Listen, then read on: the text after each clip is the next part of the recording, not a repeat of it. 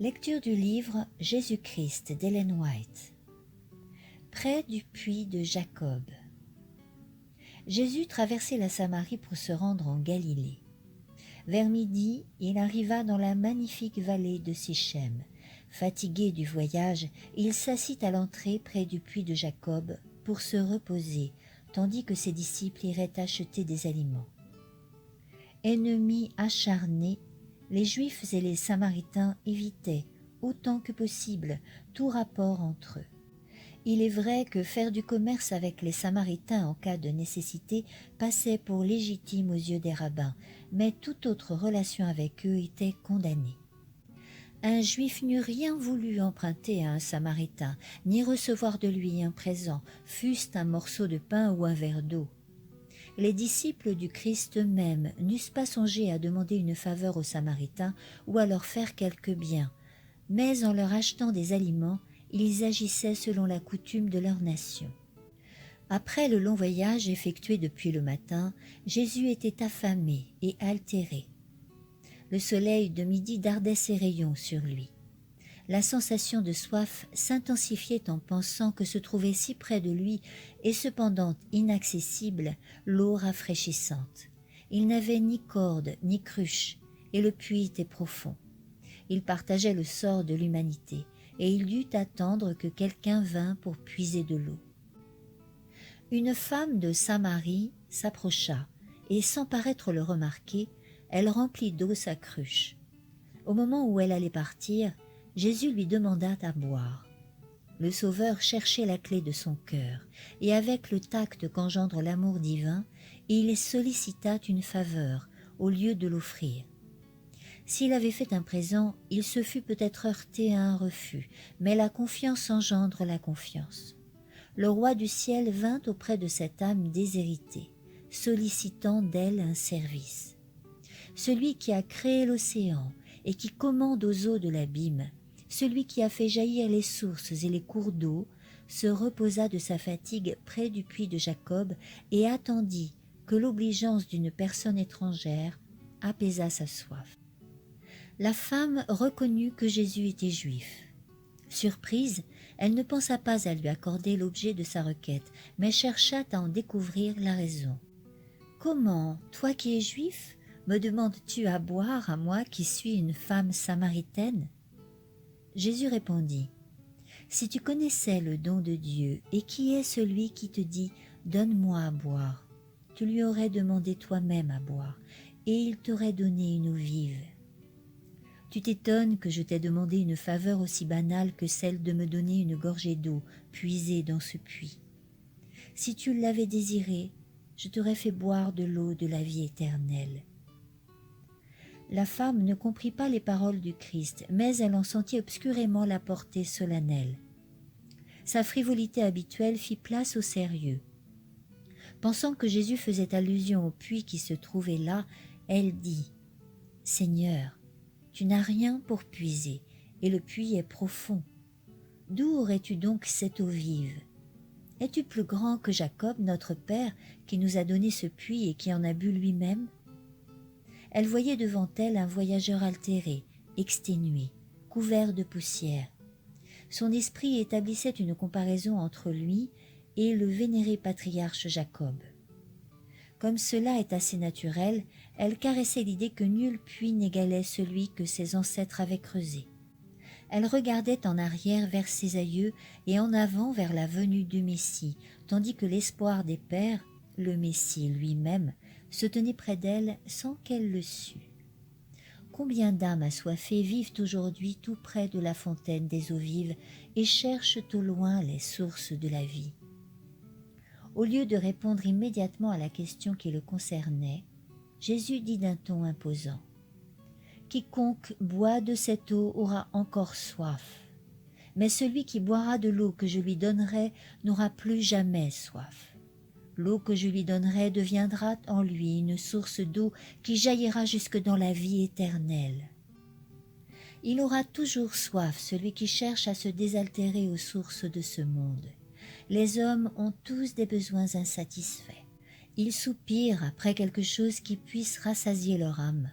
Un seul peut répondre à ce besoin, c'est de Christ, le désiré de toutes les nations que le monde a besoin. La grâce divine qu'il peut seul dispenser est pour l'âme une eau vive qui purifie, rafraîchit et fortifie. Jésus ne voulait pas dire qu'une simple gorgée d'eau de la vie pourrait suffire. Celui qui a goûté à la mort du Christ en voudra toujours davantage. Seulement, il ne cherchera pas autre chose. Il ne sera pas attiré par les richesses, les honneurs et les plaisirs du monde. Son cœur criera toujours « Encore davantage de toi ». Celui qui dévoile à l'âme ses besoins n'attend pas l'occasion de pouvoir assouvir sa faim et sa soif. Toutes les ressources humaines s'épuiseront, les citernes se videront, les étangs se dessécheront, mais notre Rédempteur est une source intarissable. On peut boire, boire encore, sans jamais l'épuiser. Celui en qui le Christ demeure a au-dedans de lui une source de bénédiction, une source d'eau qui jaillira jusque dans la vie éternelle. À cette source, il peut puiser force et grâce pour tous ses besoins. Quand Jésus eut parlé de l'eau vive, la femme le considéra avec la plus vive curiosité. Il éveillait son intérêt et faisait naître en elle le désir d'obtenir le don auquel il faisait allusion. Elle voyait bien qu'il ne pensait pas à l'eau du puits de Jacob, car elle en buvait continuellement sans apaiser sa soif. « Seigneur, dit-elle, donne-moi de cette eau, afin que je n'aie plus soif et que je ne vienne plus ici pour puiser de l'eau. » Jésus change brusquement de conversation. Avant d'être à même de recevoir le don qu'il est impatient de lui communiquer, cette âme a besoin de reconnaître son péché et son Sauveur. Aussi lui dit-il « Va, appelle ton mari et reviens. » Elle répond « Je n'ai point de mari. » Elle espère par là mettre fin à des questions gênantes. Mais le Sauveur poursuit. « Tu as raison de dire « Je n'ai point de mari », car tu as eu 5 maris, et celui que tu as maintenant n'est pas ton mari. En cela tu as dit vrai. » La femme est saisie d'un tremblement. Une main mystérieuse tourne les pages de sa vie, mettant au jour ce qu'elle a cru pouvoir garder caché. Qui est celui qui lit ainsi les secrets de sa vie? Elle songe à l'éternité, au jugement à venir, qui manifestera tout ce qui est scellé. À cette lumière, sa conscience s'éveille. Elle ne peut pas nier. Elle essaye pourtant d'éviter un sujet aussi scabreux. Elle dit donc avec beaucoup de respect « Seigneur, je vois que tu es un prophète. » Puis, pour faire taire ses remords, elle entame une controverse religieuse. Si cet homme est un prophète, il pourra sûrement lui donner la solution des problèmes si longtemps discutés. Patiemment, Jésus consent à la suivre sur ce nouveau terrain, mais il n'attend que l'occasion de revenir à la vérité essentielle. « Nos pères ont adoré sur cette montagne, dit-elle, et vous dites, vous, que le lieu où il faut adorer est à Jérusalem. » La montagne de Garizim se profile à l'horizon. De son temple en ruine, seul l'autel reste debout. Des querelles se sont élevées entre les Juifs et les Samaritains au sujet du vrai lieu de culte. Une partie des ancêtres des Samaritains avait appartenu autrefois au peuple d'Israël, mais à la suite de leurs péchés, le Seigneur permit qu'ils fussent vaincus par une nation idolâtre. Mêlés aux païens pendant plusieurs générations, leur religion en fut graduellement contaminée. Ils prétendaient, il est vrai, que leurs idoles servaient à leur rappeler le Dieu vivant, le maître de l'univers. Néanmoins, le peuple se laissait aller à honorer des images taillées. À l'époque d'Esdras, quand le temple de Jérusalem fut rebâti, les Samaritains avaient désiré participer avec les Juifs à son érection. Ce privilège leur fut refusé, et il en résulta beaucoup d'animosité entre les deux peuples. Les Samaritains construisirent un temple rival sur la montagne de Garizim. Là, ils adorèrent selon le rituel mosaïque, sans toutefois renoncer entièrement à l'idolâtrie. Ils eurent à subir des désastres. Leur temple fut détruit par des ennemis, et ils parurent être sous le coup d'une malédiction. Cependant, ils restèrent attachés à leurs traditions et aux formes de leur culte. Ils ne voulaient ni reconnaître le temple de Jérusalem comme étant la maison de Dieu, ni admettre la supériorité de la religion des Juifs. Jésus répond à la femme, « Crois-moi, l'heure vient où vous n'adorerez plus le Père ni sur cette montagne, ni à Jérusalem. Vous adorez ce que vous ne connaissez pas. Nous adorons ce que nous connaissons, car le salut vient des Juifs. » Jésus s'est montré libre de tout préjugé à l'égard des Samaritains. Il cherche maintenant à renverser le parti pris que cette femme entretient contre les Juifs. Tout en signalant le fait que la foi des Samaritains est corrompue par l'idolâtrie, il déclare que les grandes vérités de la rédemption ont été confiées aux Juifs et que c'est du milieu d'eux que le Messie devait paraître. Les écrits sacrés leur offrent une révélation claire concernant le caractère de Dieu et les principes de son gouvernement. Jésus se classe parmi les Juifs, auxquels Dieu s'est fait connaître. Il veut élever les pensées de celles qui l'écoutent au-dessus des questions de forme et de cérémonie ou de controverses.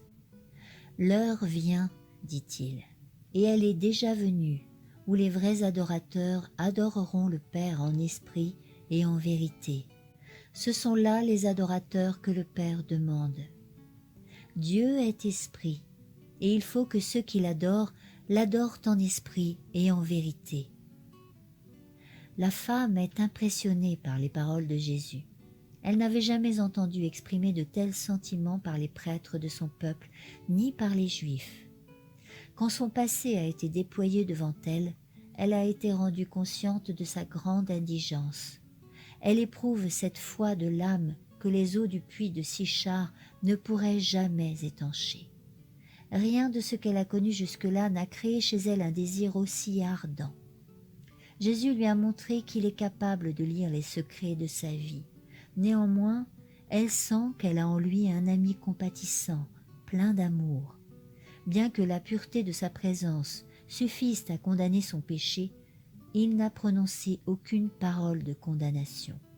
Au contraire, il lui a parlé de sa grâce, capable de renouveler son âme. Elle commence à deviner son caractère. Cette question traverse son esprit. Celui-ci ne serait-il pas le Messie si longtemps attendu? Elle lui dit, « Je sais que le Messie, c'est-à-dire le Christ, doit venir. Quand il sera venu, il nous annoncera toutes choses. » Jésus répondit, « Je le suis, moi qui te parle. » Ces paroles déclenchèrent la foi dans le cœur de cette femme. Elle accepta, des lèvres du divin Maître, cette déclaration étonnante. Cette femme était prête à accueillir les plus hautes révélations, car elle s'intéressait aux Écritures, et le Saint-Esprit avait préparé son cœur à recevoir plus de lumière. Elle avait médité sur la promesse de l'Ancien Testament. « L'Éternel, ton Dieu, te suscitera un prophète comme moi, du milieu de toi, d'entre tes frères. Vous l'écouterez. » Elle avait un vif désir de mieux comprendre cette prophétie. Déjà la clarté commençait à se faire dans son esprit. Déjà l'eau vive, la vie spirituelle que le Christ communique à toute âme altérée, avait commencé de sourdre en elle. L'Esprit du Seigneur agissait sur elle. Si le Christ avait parlé aux Juifs propres justes au sujet de son caractère messianique, il n'aurait pu s'exprimer avec la même franchise qu'en parlant à cette femme. Avec eux, il se montrait beaucoup plus réservé. Ce qu'il s'abstint de dire aux Juifs et ce sur quoi il enjoignit aux disciples de garder le secret, il le révéla à la Samaritaine, prévoyant qu'elle se servirait de cette connaissance pour amener d'autres âmes à jouir de sa grâce. Les disciples, à leur tour, furent étonnés de voir leur maître parlant à une femme. Il n'avait pas songé à étancher sa soif et il ne prit pas le temps de toucher aux aliments que les disciples avaient apportés. La femme étant partie, les disciples l'engagèrent à manger. Ils le voyaient silencieux, absorbé, et le visage resplendissant de lumière comme ravi dans sa méditation. Ils craignaient de troubler sa communion avec le ciel. Cependant, le sachant affaibli et fatigué, ils jugèrent de leur devoir de le rappeler au sentiment de ses besoins physiques. Jésus fut touché par leur intérêt sympathique, mais il dit « J'ai pour me nourrir un aliment que vous ne connaissez pas. » Les disciples se demandaient qui pouvait lui avoir apporté des aliments. Il s'expliqua. « Ma nourriture est de faire la volonté de celui qui m'a envoyé et d'accomplir son œuvre. » Jésus se réjouissait d'avoir réussi par ses paroles à réveiller la conscience de cette femme. Il la voyait buvant de l'eau de la vie et il en oubliait sa propre faim et sa propre soif. Car la bonté était la vie de son âme. Notre Rédempteur désire être reconnu. Il a besoin de la sympathie et de l'amour de ceux qu'il a rachetés par son sang. Il éprouve un désir inexprimable de les voir venir à lui pour avoir la vie. Comme la mère attend le sourire par lequel son petit enfant montre qu'il la reconnaît et qui annonce l'éveil de l'intelligence, ainsi le Christ attend l'expression d'amour reconnaissant, indiquant que la vie spirituelle a pris naissance dans une âme. La femme, remplie de joie en écoutant les paroles du Christ, peut à peine supporter cette merveilleuse révélation. Abandonnant sa cruche, elle retourne à la ville pour porter le message à d'autres. Jésus sait ce qu'elle va faire. L'abandon de sa cruche attestait l'effet de ses paroles. Dans son désir ardent d'obtenir l'eau de la vie, elle a oublié ce qu'elle est venue chercher au puits. Elle a même oublié la soif du Sauveur qu'elle s'était proposé d'étancher. Le cœur débordant de joie, elle se hâte de communiquer à d'autres la précieuse lumière qu'elle a reçue. « Venez voir un homme qui m'a dit tout ce que j'ai fait », dit-elle aux hommes de l'endroit. « Ne serait-ce pas le Christ ?» Les cœurs sont touchés par ces paroles. Son visage a une nouvelle expression, tout son aspect est changé. Ils ont le désir de voir Jésus. Alors, ils sortirent de la ville et allèrent vers Jésus. Toujours assis au bord du puits, Jésus contemplait les champs de blé s'étendant devant lui, les tiges vertes caressées par les rayons du soleil. Montrant ce tableau aux disciples, il se servit d'une image. « Ne dites-vous pas qu'il y a encore 4 mois jusqu'à la moisson? Mais moi je vous dis, levez les yeux et regardez les campagnes déjà blanches pour la moisson. » Ce disant, il considérait les groupes de personnes qui arrivaient auprès du puits. 4 mois devaient encore s'écouler jusqu'à la moisson des blés, mais il y avait ici une moisson toute prête pour la faux des moissonneurs. Déjà le moissonneur, dit-il, reçoit son salaire et amasse du fruit pour la vie éternelle, afin que le semeur et le moissonneur en aient ensemble de la joie. Car c'est ici qu'on peut dire en toute vérité, autre est le semeur, autre le moissonneur. Par ces paroles, le Christ montre quel service sacré doivent à Dieu ceux qui ont reçu l'Évangile. Ils sont appelés à devenir ses instruments vivants. Il demande leur service personnel. Soit que nous semions, soit que nous moissonnions, nous travaillons pour Dieu. L'un répand la semence, l'autre rassemble les gerbes. Le semeur comme le moissonneur reçoit son salaire et ils se réjouissent ensemble du fruit de leur travail. Les paroles dites à la femme près du puits étaient une bonne semence qui n'avait pas tardé à lever. Les Samaritains entendirent Jésus et ils crurent en lui. L'entourant, ils le pressèrent de questions. Ils reçurent avec joie les explications qu'il leur donnait sur quantité de choses qui jusque-là leur avaient paru obscures. En l'écoutant, ils voyaient se dissiper leur perplexité.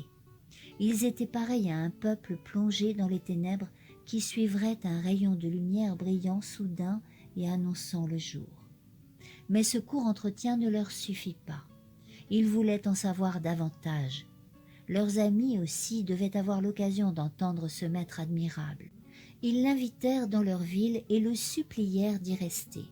Il consentit à s'arrêter 2 jours en Samarie, et un grand nombre de personnes crurent en lui. La simplicité de Jésus inspirait du mépris aux pharisiens. Méconnaissant ses miracles, ils demandaient un signe prouvant qu'il était le Fils de Dieu. Mais les Samaritains ne demandèrent aucun signe, et Jésus n'accomplit point de miracle au milieu d'eux, si ce n'est d'avoir révélé les secrets de la vie de la femme près du puits. Néanmoins, beaucoup le reçurent, et dans leur joie toute fraîche, ils disaient à la femme, « Ce n'est plus à cause de ce que tu nous as dit que nous croyons, car nous l'avons entendu nous-mêmes, et nous savons que c'est lui qui est véritablement le Sauveur du monde. » Jésus avait commencé de s'attaquer au mur de séparation qui se dressait entre Juifs et païens, et de prêcher le salut du monde. Quoique juif, il frayait librement avec les Samaritains sans tenir aucun compte des coutumes pharisiennes. En dépit des préjugés, il acceptait l'hospitalité d'un peuple méprisé. Il dormit sous leur toit, mangea à leur table, prenant des aliments préparés et servis par eux. Il enseigna dans leurs rues et se montra plein de bonté. Le Sauveur poursuit toujours la même œuvre qu'au moment où il offrait à la Samaritaine l'eau de la vie. Il peut arriver à ceux qui se disent ses disciples de mépriser et de fuir les parias de la société. Mais aucune circonstance de naissance ou de nationalité, aucune condition de vie ne peut détourner son amour des enfants des hommes.